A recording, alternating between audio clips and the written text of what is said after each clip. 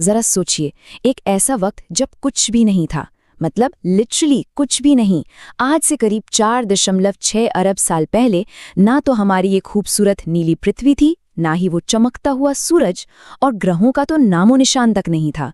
अगर चारों तरफ कुछ था तो बस एक अनंत, खामोश और गहरा अंधेरा। पूरा का पूरा अंतरिक्ष सिर्फ गैस और धूल के अनगिनत कणों से भरा पड़ा था। तो आज की इस खास एक्सप्लेनर में हम इसी गहरे रहस्य को डिकोड करने जा रहे हैं कि आखिर हमारे इस सौर मंडल का निर्माण हुआ कैसे। सुनने में ये किसी साइंस फिक्शन फिल्म की कहानी लग सकता है, लेकिन सच मानिए ये हमारे अपने अस्तित्व की सबसे सच्ची और प्रामाणिक कहानी है। तो चलिए इस सफर की शुरुआत करते हैं। अब हमारा आज का ये पूरा डिस्कशन इसी एक बड़े सवाल के इर्द गिर्द घूमने वाला है। आखिर कैसे एक बेजान धूल का बादल हमारा घर बन गया? मतलब ये सोचना ही कितना अद्भुत है ना कि वो एक विशाल, वीरान और सर्द सा ब्रह्मांडीय बादल समय के साथ उस सुंदर और जीवंत ग्रह में कैसे बदल गया जिसे आज हम अपना घर कहते हैं। हमारा ये पूरा अस्तित्व, हमारे ये गहरे महासागर, ऊंचे पहाड़ और यहाँ तक कि हम खुद उसी प्राचीन धूल से जुड़े हुए हैं। तो आइए एक एक करके इन कड़ियों को जोड़ते हैं और देखते हैं कि ये चमत्कारी बदलाव आखिर हुआ कैसे। अध्याय 1, एक गैसीय बादल। अरबों साल पहले हमारी मिल्की वे गैलेक्सी में गैस और धूल का एक बेहद विशाल बादल तैर रहा था। विज्ञान की भाषा में इसे सोलर नेब्यूला कहते हैं। अब इस विशाल नेब्यूला में मुख्य रूप से सिर्फ 2 ही गैसें थीं, हाइड्रोजन और हीलियम। आप इसे एक तरह का डार्क और मैसिव फाउंडेशन मान सकते हैं, जिससे आगे चलकर हमारे सौर मंडल की हर एक चीज को आकार लेना था। ये बिल्कुल एक सोए हुए दैत्य की तरह था, जिसे जगाने के लिए बस एक झटके की जरूरत थी। और वो झटका आखिरकार लगा। आसपास कहीं हुए किसी सुपरनोवा विस्फोट की शॉकवेव ने, या कह लीजिए गुरुत्वाकर्षण की अस्थिरता ने, इस शांत बादल को सिकुड़ना शुरू कर दिया। और जैसे जैसे ये बादल सिकुड़ा ना, फिजिक्स के नियमों के चलते ये बहुत तेजी से घूमने लगा, बिल्कुल एक घूमती हुई चक्री या पहिए की तरह। इसकी स्पीड लगातार बढ़ती जा रही थी। इस भयंकर घुमाव और सिकुड़न की वजह से सारा का सारा मलबा बीच में इकट्ठा होने लगा, जिससे इस बादल का सेंटर लगातार घना और भयंकर रूप से गर्म होता चला गया। ये एक ऐसा चेन रिएक्शन था जिसने पूरे नेबुला में उथल-पुथल मचाकर रख दी। अध्याय 2, सूर्य का जन्म। जरा इस नंबर पर गौर कीजिए, करोड़ों डिग्री। उस तापमान की हम और आप शायद कल्पना भी नहीं कर सकते। सेंटर में प्रेशर और घर्षण इतना ज्यादा बढ़ चुका था कि वहां का तापमान करोड़ों डिग्री तक पहुंच गया। देखिए, ये कोई साधारण गर्मी नहीं थी, ये वो ब्रह्मांडीय ऊर्जा थी जो एक तारे को जीवन देने के लिए जरूरी होती है। सच कहूं तो इस प्रचंड गर्मी के बिना आगे की कहानी शुरू ही नहीं हो सकती थी। तो इस करोड़ों डिग्री के तापमान का आखिर नतीजा क्या निकला? इस भयानक गर्मी ने एक मैजिकल प्रोसेस को जन्म दिया। हाइड्रोजन के वो परमाणु जो अब तक फ्री होकर घूम रहे थे, उन्हें इतनी ज्यादा एनर्जी मिली कि वो आपस में टकराने और जुड़ने लगे। इसी जादुई प्रक्रिया को हम न्यूक्लियर फ्यूजन कहते हैं। इस महाटकराव से इतनी अनंत ऊर्जा पैदा हुई कि अंतरिक्ष के उस घने अंधेरे में पहली बार एक तेज, चकाचौंध करने वाली रोशनी फूट पड़ी। और बस इसी तरह जन्म हुआ हमारे धधकते हुए सूर्य का। अब सूरज के जलने के बाद कहानी में एक और दिलचस्प मोड़ आता है। सूरज के जन्म की इस आक्रामक प्रक्रिया ने आसपास बची हुई गैस और धूल को दूर धकेल दिया। लेकिन मजे की बात यह है कि ग्रेविटी के कारण ये सारा मलबा अंतरिक्ष में कहीं खो नहीं गया, बल्कि नवजात सूरज के चारों ओर एक चपटी, घूमती हुई डिस्क में फैल गया। इसे प्रोटोप्लैनेटरी डिस्क कहा जाता है। असल में ये डिस्क एक बहुत बड़ी ब्रह्मांडीय फैक्ट्री थी, जहां बचे हुए रॉ मटेरियल से कुछ बहुत ही कमाल का बनने वाला था। अध्याय 3, ग्रहों का निर्माण। इस डिस्क के अंदर का माहौल बहुत ही ज्यादा वॉयलेंट था। सबसे पहले तो गैस और धूल के छोटे छोटे कण बम्पर कारों की तरह आपस में टकराने लगे। ये कोई एक दिन का काम नहीं था, बल्कि एक लगातार चलने वाला प्रोसेस था। छोटे कण मिलकर बड़ी चट्टानों में बदले, फिर इन चट्टानों ने अपनी ग्रेविटी से और ज्यादा मलबे को अपनी ओर खींचना शुरू किया और ये बन गए प्लैनेटेसिमल्स।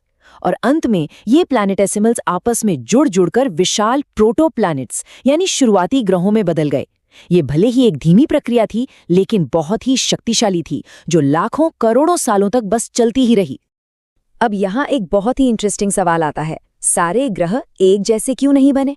तो इसका जवाब छुपा है सूरज की गर्मी में। सूरज के पास इतनी भयंकर गर्मी थी कि वहां गैसें टिकी नहीं सकती थीं। इसीलिए वहां सिर्फ ठोस धातु और चट्टानें ही बची रह गईं। यही वजह है कि बुध, शुक्र, पृथ्वी और मंगल जैसे भीतरी ग्रह चट्टानी और ठोस हैं। लेकिन दूसरी तरफ सूरज से बहुत दूर के उन ठंडे इलाकों में तापमान इतना कम था कि वहां गैस और बर्फ आसानी से टिक गईं, और वहीं बचे हुए मलबे ने मिलकर बृहस्पति, शनि, अरुण और वरुण जैसे विशालकाय गैस और बर्फ के ग्रहों को बनाया। ये सब कुछ एकदम लॉजिकल और व्यवस्थित था। अध्याय 4, पृथ्वी का जन्म। देखिए, हमारी पृथ्वी की शुरुआत वैसी बिल्कुल भी नहीं थी जैसी वो आज हमें दिखाई देती है। इसका इतिहास काफी क्रूर और हिंसक रहा है। शुरुआत में तो ये बस एक धधकता हुआ आग का गोला थी। हर तरफ उबलता हुआ लावा था और मानो अंतरिक्ष से उल्कापिंडों की बारिश हो रही थी। एक तरह से पूरा का पूरा माहौल जहरीला था। फिर धीरे धीरे एक बड़ा बदलाव आया। लोहे और निकल जैसे भारी तत्व पिघलकर पृथ्वी के बिल्कुल सेंटर में जा गिरे, जिससे पृथ्वी का कोर बना। वहीं जो हल्के तत्व थे वो सतह पर आ गए और ठंडे होकर पृथ्वी की बाहरी परत यानी क्रस्ट बन गए। इसके बाद करोड़ों सालों के एक बहुत लंबे प्रोसेस में हमारी पृथ्वी ठंडी हुई, भाप पानी में बदली और विशाल महासागर बने, और इन्हीं महासागरों ने आगे चलकर जीवन की पहली संभावना को जन्म दिया। अध्याय 5, चंद्रमा की उत्पत्ति। अब जरा इस नाम पर ध्यान दीजिए, थिया। वैज्ञानिकों का मानना है कि शुरुआती सौरमंडल में पृथ्वी के अलावा एक और बहुत बड़ा पिंड था, और वो सीधा, बिल्कुल सीधा हमारी ही तरफ तेजी से बढ़ता आ रहा था। ये कोई छोटी मोटी चट्टान नहीं थी, बल्कि मंगल ग्रह के साइज का एक बेहद विशाल खगोलीय पिंड था। जरा इमेजिन कीजिए, अंतरिक्ष के उस अनंत अंधेरे में इतनी बड़ी चट्टान हमारी नवजात पृथ्वी से टकराने आ रही है। ये एक ऐसा क्लैश था जिसे किसी भी कीमत पर टाला नहीं जा सकता था। और फिर वो महाटकराव हुआ। थिया और शुरुआती पृथ्वी की ये टक्कर इतनी भयंकर थी कि पृथ्वी का एक बहुत बड़ा हिस्सा टूटकर मलबे के रूप में अंतरिक्ष में उछल गया। सोचिए, हमारी पृथ्वी का ही एक हिस्सा। ये मलबा पृथ्वी की कक्षा में एक रिंग की तरह घूमने लगा। धीरे धीरे ग्रेविटी ने अपना जादू दिखाया और ये सारा मलबा आपस में जुड़कर एक ठोस गोले में बदल गया। जी हाँ, इसी मलबे से निर्माण हुआ हमारे चंद्रमा का। तो जब भी आप रात के आकाश में चमकता हुआ चांद देखें तो याद रखिएगा, वो असल में पृथ्वी के इतिहास की सबसे बड़ी दुर्घटनाओं में से एक की परमानेंट निशानी है। अध्याय 6, ग्रैंड फिनाले, एक ब्रह्मांडीय यात्रा। अगर हम इस पूरी वैज्ञानिक प्रक्रिया को एक साथ रखकर देखें तो इसका एक बहुत ही स्पष्ट और शानदार क्रम नजर आता है। सबसे पहले एक शांत, वीरान गैस और धूल का बादल जो सिकुड़ने लगा। फिर उस बादल के केंद्र में भयंकर गर्मी से हुआ सूरज का जन्म। उसके बाद उस बची हुई डिस्क में धूल कणों के टकराने से बनी एक नई व्यवस्था, यानी हमारे ग्रह। और फाइनली उसी भयंकर उथल-पुथल के बीच से आकार लेती हमारी अपनी पृथ्वी, जो एक आग के गोले से ठंडी होकर इन नीले महासागरों वाले हमारे एक अनोखे घर में बदल गई। हर एक इवेंट अपने से पिछले इवेंट का सीधा और लॉजिकल रिजल्ट था। इस पूरे सफर से जो सबसे बड़ा और मैं कहूँगा सबसे गहरा सच निकलकर सामने आता है वो ये है कि हम सब तारों की धूल से बने हैं। ये कोई पोएटिक बात नहीं है, बल्कि एक 100% साइंटिफिक फैक्ट है।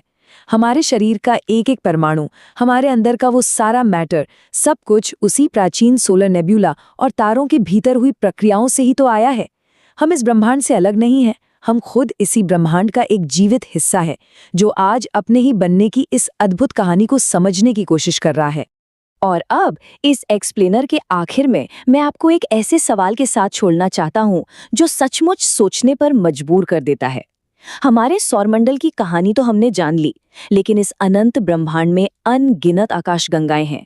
तो क्या ये पॉसिबल नहीं है कि अंतरिक्ष के उस गहरे अंधेरे में ठीक इसी वक्त ऐसा ही कोई नया गैस और धूल का बादल घूम रहा हो, सिकुड़ रहा हो, किसी नए सूरज, किसी नए ग्रह और शायद किसी नई दुनिया को जन्म देने की तैयारी कर रहा हो?